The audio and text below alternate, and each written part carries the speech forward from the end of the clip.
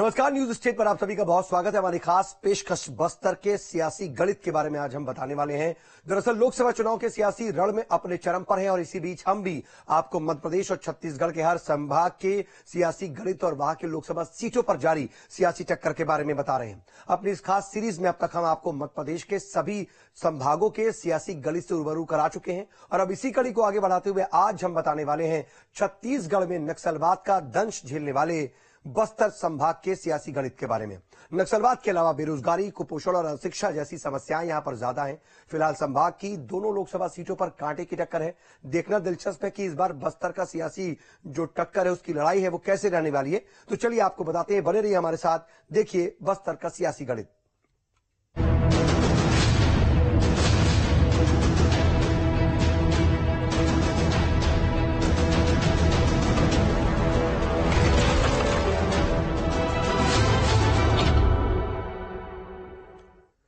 तो सियासी संभाग में आज हम बात करेंगे बस्तर के सियासी सफर की। छत्तीसगढ़ का ऐसा संभाग जिसकी पहचान कभी नक्सलियों के गढ़ के तौर पर थी, जो आज विकास की नई इबारत गढ़ने लगा है। लेकिन इस बस्तर का एक इतिहास है, घने जंगलों और प्राकृतिक संसाधनों से भरपूर इसका अपना ही अलग इतिहास भी है। बस्तर के सियासी गणित को समझने से पहले जरा जान लीजिए बस्तर का इतिहास और इसकी पहचान।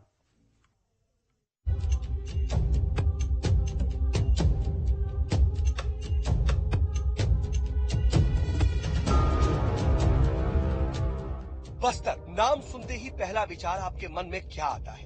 एक ऐसा इलाका जो नक्सलवाद का गढ़ कहा जाता है। नक्सल की घटना कहीं पर भी हो, लेकिन बस्तर का नाम जोड़ दिया जाता है। एक समय तो ये कहा जाता था कि बस्तर में आप अपनी मर्जी से जा सकते हैं, लेकिन वहाँ से आप अपनी मर्जी से जिंदा वापस लौटकर नहीं आ सकते। आप जिंदा वापस लौटेंगे या नहीं, इसका फैसला नक्सली ही करेंगे।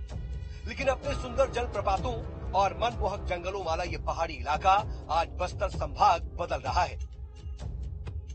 छत्तीसगढ़ के गढ़ के बाद नक्सलवाद का कभी गढ़ रहा, अब राजनीतिक दलों की प्रयोगशाला बनता जा रहा है। कहा तो ये भी जाता है कि जिसने बस्तर संभाग को फतह कर लिया, उसने छत्तीसगढ़ को फतह कर लिया।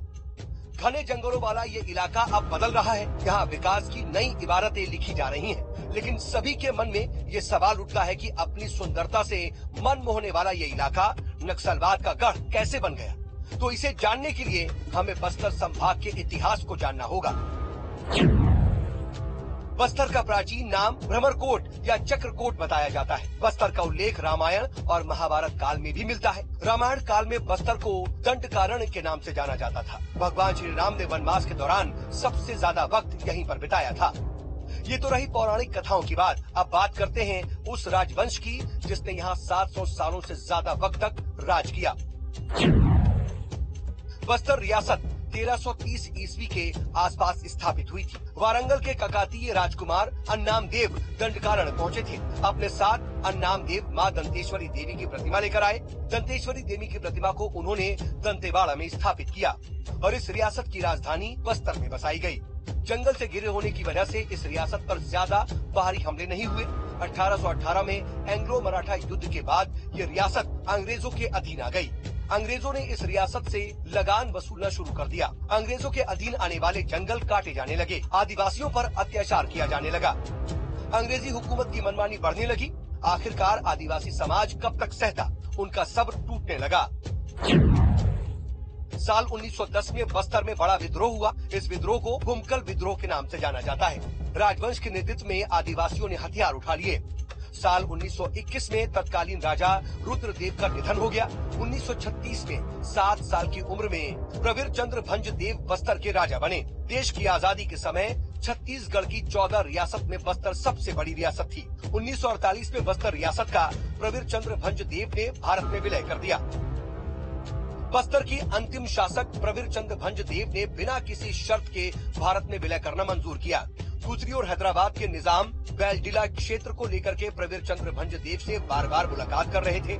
हैदराबाद के निजाम और प्रवीर चंद्र के बीच हो रही इस मुलाकात से तत्कालीन कांग्रेस सरकार भंजदेव से नाराज हो गई। प्रवीर चंद्र का कहना था कि जंगल के संसाधनों पर सिर्फ आदिवासियों का अधिकार है, इसमें सरकार दखल ना दे। शायद यही बात सरकार को नापसंद आई और वो सरकार के लिए दुश्मन बन गए। तब बस्तर मध्य प्रदेश का हिस्सा था। 1957 में मध्य प्रदेश के सीएम कैलाश नाथ काटजू बने। काटजू ने केंद्र के साथ मिलकर के बस्तर में माइनिंग प्रोजेक्ट शुरू किया, जिसके चलते प्रवीर चंद्र भंजदेव और सरकार के बीच तनाव बढ़ गया।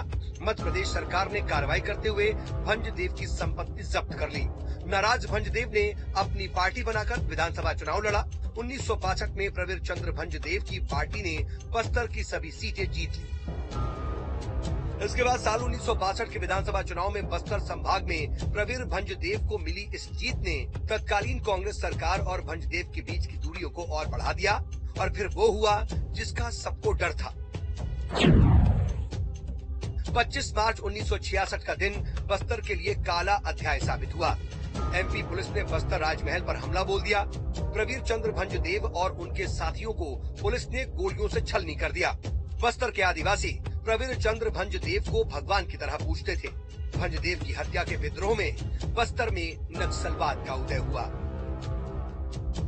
प्रवीर भंजदेव की हत्या से बस्तर में जो नक्सलवाद का उदय हुआ था, वो एक समय नक्सलवाद का गढ़ बन गया, जो कई दशकों तक देश के लिए नासूर बना रहा।